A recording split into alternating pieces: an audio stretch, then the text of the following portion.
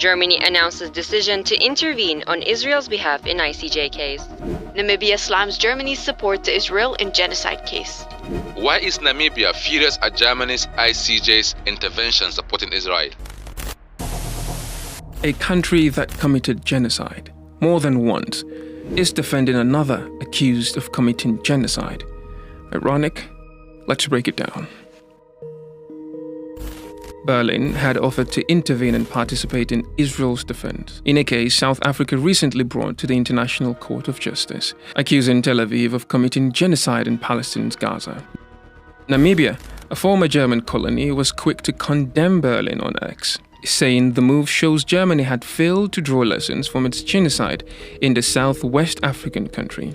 Namibia's reaction then piqued the curiosity of online users, with many saying they were unaware of the atrocities Germany had committed on Namibian soil.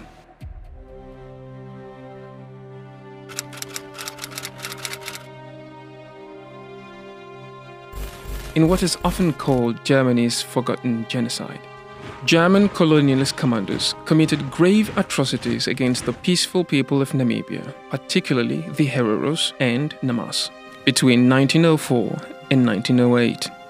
It began when German settlers invaded Namibia in 1884 and enslaved the indigenous people, using them as laborers on their own lands, as the settlers continued colonizing and occupying more and more Namibian territory.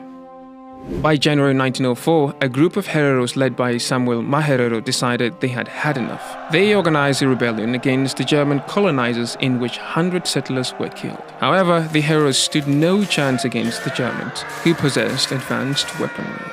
In 1904, the Hereros were cornered by German commander Major Theodor Lutwin, and a surrender was negotiated.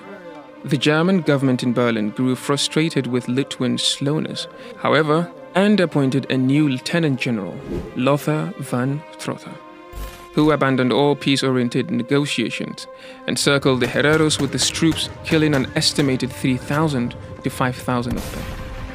The remaining Hereros who were cornered at the edge of the Kalahari Desert were forced to flee to Botswana, which was then under the British protectorate.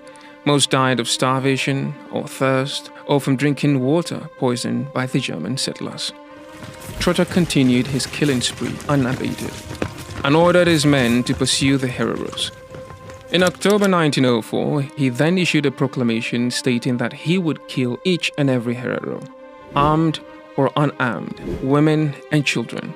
All were slaughtered in cold blood. By November 1904, the order was overturned and the surviving Hereros were forced into concentration camps.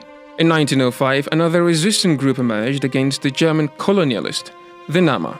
For 2 years, they fought the Germans, incurring many casualties. The surviving Namas were sent to the concentration camps alongside the Hereros. They were overworked in severe conditions, tortured, and some of the women among them were subject to sexual violence and rape by the settler colonists. Within a year, the majority of the population died, with historical assessment estimating that 100,000 Hereros, constituting 80% of their population, and 10,000 Namas, equivalent to 50% of their population, were killed.